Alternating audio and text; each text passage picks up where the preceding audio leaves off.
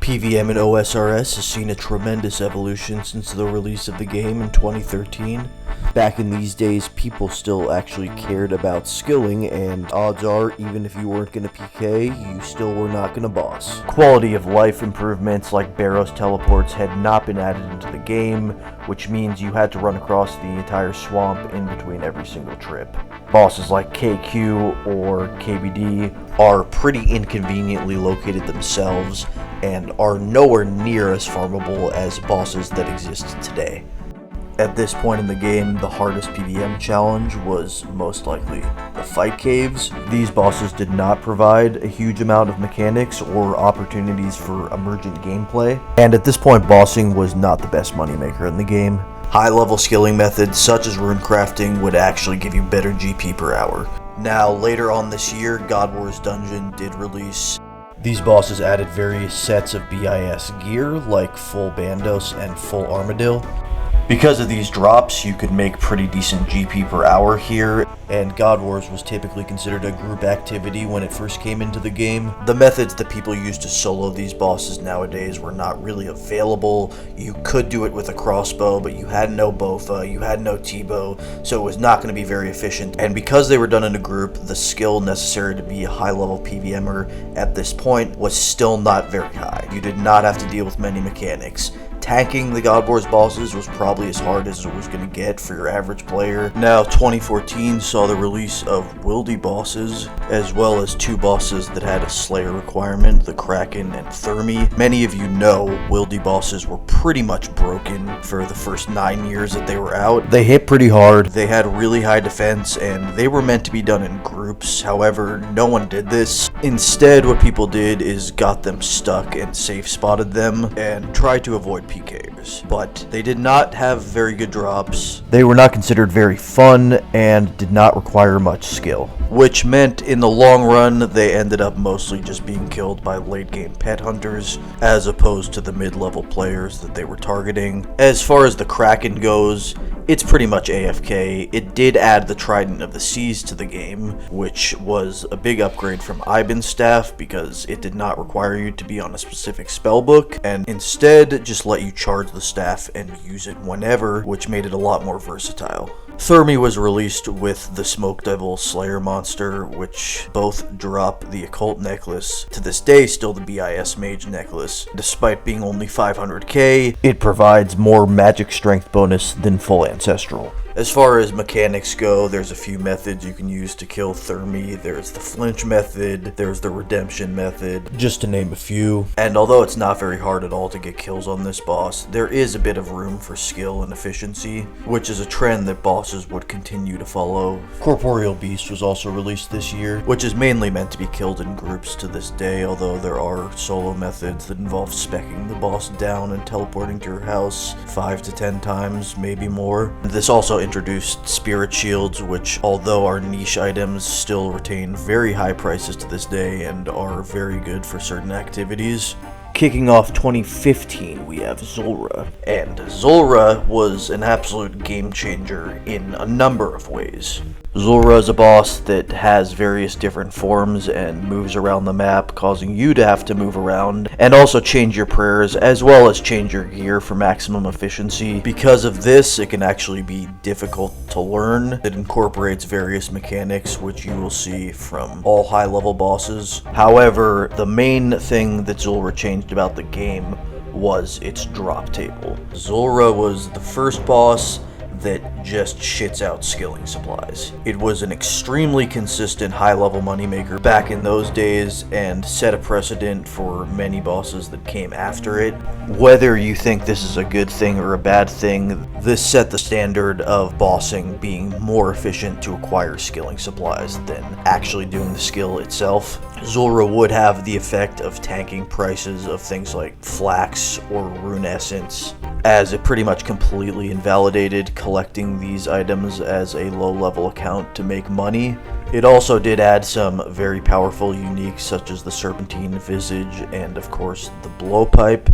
as well as the Magic Fang, which you can use to upgrade your Trident or Staff of the Dead. Now, more recently, the Blowpipe has been nerfed, but it is still a very powerful mid-level ranged item and continues to see use in all levels of the game. And in addition to this, Zulrah's drop table has been changed and nerfed a lot, which makes it not the best moneymaker in the world at this current day, but I think anyone would say that it was a turning point in terms of OSRS bossing. Now, later this year, we also got Cerberus and the Abyssal Sire. These bosses didn't exactly shit out skilling supplies, but Cerberus would add new BIS boots for each respective combat style. Cerberus does have various mechanics, namely the Ghost mechanic, which does require you to switch through the 3 different protection prayers pretty quickly, and the Abyssal Sire added the Abyssal Bludgeon, and requires you to mainly move around dodging out of poison and kill it before his spawns kill you. 2016 was a pretty slow year in terms of bosses being released. We did get Skotizo, which doesn't require a whole lot of skill. This is another Slayer-related boss in the Catacombs of Korend, which requires you to farm a totem from various Slayer monsters in there to access the boss, and it drops a pretty good number of supplies, but it's not something that can really be farmed. In addition, we got Wintertoad, which is technically considered a boss, even though it's just a fire-making minigame. And we got the first free-to-play boss, Obor.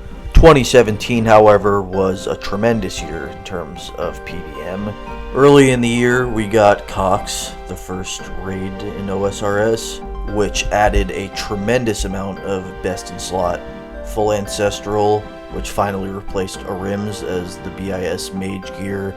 We got the T-Bow, which is still to this day over 1 billion GP and considered the best weapon in the game. We got Claws, which was something from RS2 that people wanted to see added to OSRS, as well as the 2 prayer scrolls, giving us access to a new tier of mage and ranged prayer. Now, there are some things that make Cox feel dated. Some parts of it are tedious, including a lot of the puzzle rooms. However, the Ulm fight is considered one of the most mechanically deep pieces of content in the game to this day. When you're in a group with a bit of practice, it's not too hard to get consistent kills on this boss. However, there's a ton of different ways to maximize efficiency on this fight. And getting deathless solo Cox runs done with the 4-0 method and 4-1 method does require a good amount of skill. Now, 6 months later, RuneScape's biggest challenge at the time released, which was the Inferno, with the final boss being Zuck. It would take a few days before Wooks would get the first Inferno kill, and it's still a huge challenge to this day. This, of course, added the Infernal Cape, which is the BIS melee cape. There are a ton of different ways to maximize efficiency in the Inferno. Many people getting their first cape will take over 2 hours to get this kill complete, whereas the world record time, I believe, is somewhere under 45 minutes, which really just speaks to the skill differential of the players that are doing this at the highest level versus the players that are just barely getting through it. This large opportunity to maximize efficiency is what makes the high-level community so fond of this content. The factor that differentiates the Inferno from most other content in the game is that you need to really utilize the tick system, as you need to get familiar with the attack cycles of the various different monsters in there so you can alternate prayers accordingly. Having a knowledge of ticks will help you with pretty much any boss, however, this is the only encounter where it's necessary. In 2018, we start off with Vorkath. This was basically another Zulrah in terms of supply drops. It absolutely shits out supplies, still pretty decent money to this day, but before it was outclassed by other bosses in the last year or so, Vorkath was the absolute best mid-level moneymaker in my opinion. As far as the fight goes, it didn't require a ton of skill to just get through it, but namely the Wooks walking could give you a little edge and get you some extra kills per hour. And because of this, it was looked upon as a pretty good introduction to PVM for a mid-level player. In addition, we got the Grotesque Guardians, which do have some mechanics. They do involve switching prayers a little bit and moving around. However, money-wise, these did fall a bit flat, and because of this, they aren't the most popular Slayer boss. This year, we did get another free-to-play boss in Bryo. However, namely in 2018, what we got was RuneScape's second raid, the Theater of Blood. Now this raid offered various different uniques such as the Scythe, which is BIS melee for large monsters, as well as the Rapier, which did fall a bit flat and is basically just a good Slayer weapon. We got the Sang, which is an upgrade to the Trident, although it also has the effect of healing you when you do damage as a chance on hit effect. And we got Justiciar armor, which is a high defense bonus melee armor. Probably the most widely used item from this raid is its most common unique drop, which is the Avernic Defender hilt, and when attached to the Dragon Defender it becomes the Avernic Defender, which is the BIS offhand for melee. This raid has been criticized for not having very useful uniques compared to something like Cox or TOA, but the raid itself is very highly looked upon. Tob does not have tedious puzzle rooms, it is just boss fight after boss fight, and each fight has a very high skill ceiling. It's considered the hardest raid out of the three, and is not soloable for 99.9% of the RuneScape population, which does have the unfortunate effect of boxing a lot of players out, and because of this, it is the least completed raid, but it is probably the most popular from the people that have actually completed it. Now it's worth noting that at some point a challenge mode was added to Cox and a hard mode was added to Tob. Challenge mode Cox seems to get a little more praise than hard mode Tob, namely that it just includes all the rooms, so you don't have to go through the tedious process of scouting a raid, you just know what to expect going in. Hard mode Tob is not as popular as regular Tob, and this seems to be the consensus among the high level community, mainly because hard mode Tob is so punishing that it doesn't allow for as much emergent gameplay as maximizing efficiency in regular Tob. In 2019 we got the Hydra, which added the Dragon Hunter Lance to the game. Still a fairly useful item and was extremely useful before the release of the Fang. In terms of mechanics, it's not completely brain dead, but it just requires you to count to 3 and switch prayers a lot, making it pretty tedious after a while. However, the money was insane when it came out, and still continues to be by far the best money in terms of Slayer bosses. The consistent supply drops are really good, even though the Dragon Hunter Lance has declined in value so much since its release. In addition, the Hydra will also drop a lot of food and prayer potions, which you can utilize to make your trips last pretty much indefinitely. Hespori also came out in 2019, which is a farming boss, and although there's not much to it, it did add the bottomless compost bucket, an extremely useful item. We got the Mimic this year, which is a clue scroll boss, and you can use to take a shot at some third age. And we got Seracnus, which is a low to mid-level spider boss, and although the drops are pretty lackluster, it can be a good starting point to teach a low-level account some bossing. We got Zalcano, which is a skilling boss for mining, and although the XP in terms of mining is absolutely terrible, the drops are fairly decent, which makes this popular among botters and gold farmers. The biggest addition of 2019 in terms of PVM, in my opinion, would be the Gauntlet, and namely its upgraded version, the Corrupted Gauntlet, which is mostly what you hear about when people are referring to this content. This introduced the Bofa and the Blade of Saldor into the game. The Bofa is an extremely useful midpoint, somewhere in between a blowpipe and a T-bow with the crystal armor, which you can also get from the Gauntlet. And if you have this armor set up with the Bofa, it opens up the door to a lot of PVM, which is why rushing the Corrupted Gauntlet is such a popular thing for Iron Men to do. In terms of mechanics, the Corrupted Gauntlet can actually be pretty intense. You are required to move around constantly, avoiding spots on the ground and running away from tornadoes, as well as switching your prayer every so often. However, despite being one of the more mechanically demanding fights, it's a very forgiving death system, because in the Gauntlet, you don't actually need to bring in your own gear. You make the gear that you use to fight within the skilling phase, which is part of the activity, and then if you die, you just spawn outside, but you don't lose any items, you don't have to run back and go pick them up, you don't have to pay to get them back. So because of this system, I'd argue this is probably the best boss to get into high-level PVM. Now, the Nightmare released in 2020, which has been criticized a lot for the relative uselessness of the items dropped in there, as Inquisitor armor is pretty much only used to continue to kill the Nightmare, as opposed to a few other niche uses. In addition, the orbs for the Nightmare Staff can be completely ignored. Although they have niche uses, they are not an important upgrade for most accounts. The boss does have some relatively difficult mechanics, however, the normal version of the Nightmare is fairly forgiving, but also annoying due to the amount of chip damage.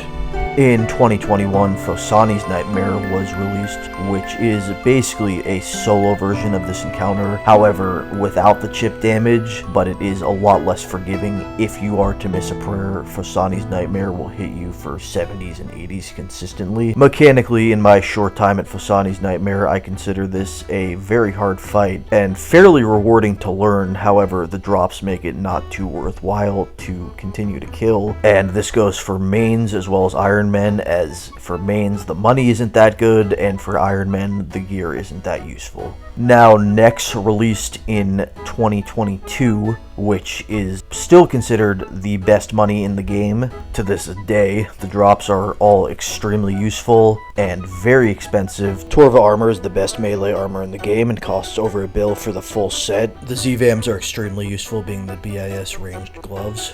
And the Xeric crossbow is widely used due to its special attack. If you were able to duo or trio it, you can make well over 10 mil an hour.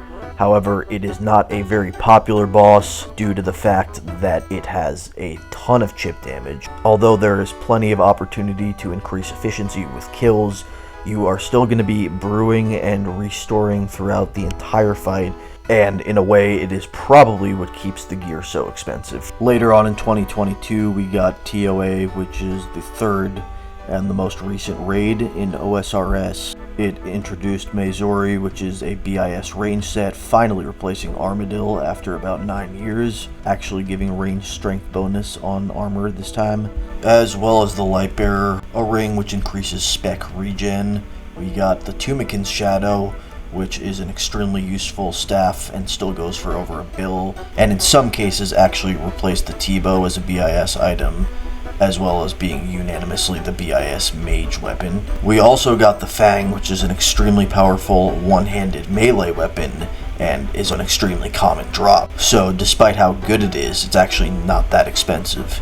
Now, in terms of mechanics, TOA was praised initially for its invocation system. This made it unique compared to the other two raids. You could fully customize different aspects of each boss, adding certain mechanics, limiting yourself in various ways with supplies, and increasing the raid level would increase your drops in terms of uniques. However, in the long run, this raid is now widely considered the easiest and most farmable raid, namely because it is by far the easiest raid to solo, and finding a group is a big barrier which keeps people out of other raids. In addition to this, it has been criticized for lack of emergent gameplay, being as there are not nearly as many strategies to maximize efficiency in high-level raids as compared to Tob or Cox. The main two that come to mind are Butterflying Akka and Red Xing at Baba. This pales in comparison to all the things that you can do to optimize your Ulm efficiency or your Tob efficiency, but because of the farmability of this raid, everything other than the Shadow has dropped tremendously in price over the last year. Despite the claim of lack of mechanical difficulty in TOA, at high invocations this raid is still extremely punishing, so if you are going for the cosmetics, whether it's the pet reskins or the Fang kit, 500 raids are not a walk in the park. The main criticism is that the difficulty becomes supply management and dealing with chip damage as opposed to dealing with hard mechanics. Now in 2023 so far we have gotten the Phantom Muspa, another repeatable boss that came out of a quest, Secrets of the North. This boss in my mind is kind of a sequel to Vorkath and Zulrah.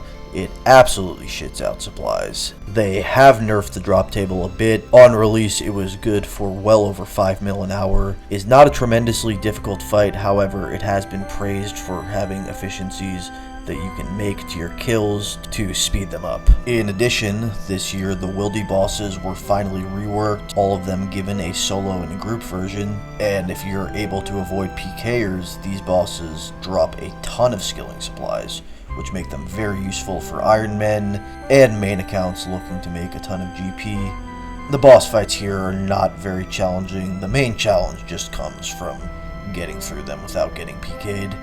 Most recently, a few months ago, we got the Desert Treasure 2 bosses. All of them have a bit of mechanical difficulty, and they seem to have focused more on uniques, namely the rings that they drop. With the release of these bosses, that is where I really see the contrast between what mid-level bossing was 10 years ago versus what it is now. I think when you compare something like Vardorvis to, say, even Vorkath, which was 5 years ago, the difficulty is night and day. These bosses also include an Awaken mode, and if you complete all the Awakened bosses, you can reskin your Torva into Blood Torva. Now, these Awakened modes are considered very difficult, and even the most skilled PVMers struggled with them when they released. The most unique thing about the Awakened mode is that they will require you to do multiple actions within a single tick, and I don't think we've seen any encounters where that has been necessary to get through the kill up until this point. So that is definitely a milestone in terms of PVM skill. The main criticism of these is that they're not really meant to be farmed. There's just no reason to farm them. They do have a slight increase in drops compared to the regular versions, but they're so expensive to access with the price of Awakened Orbs that it's just not even remotely worth it to farm them. Now in the near future, Fortis Coliseum is coming out, which many people seem to think is going to be similar to the Inferno in terms of providing a BIS ranged cape and being a wave-based challenge, and it could potentially be the hardest challenge in the game when it releases.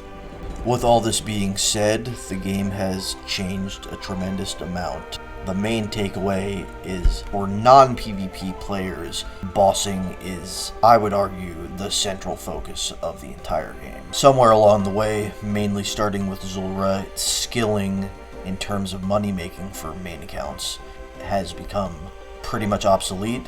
Getting 99 for most skills is just a flex, but completely unnecessary. Even when talking about Iron Men, a lot of times it's a lot more efficient to farm bosses than farm the supplies from skills.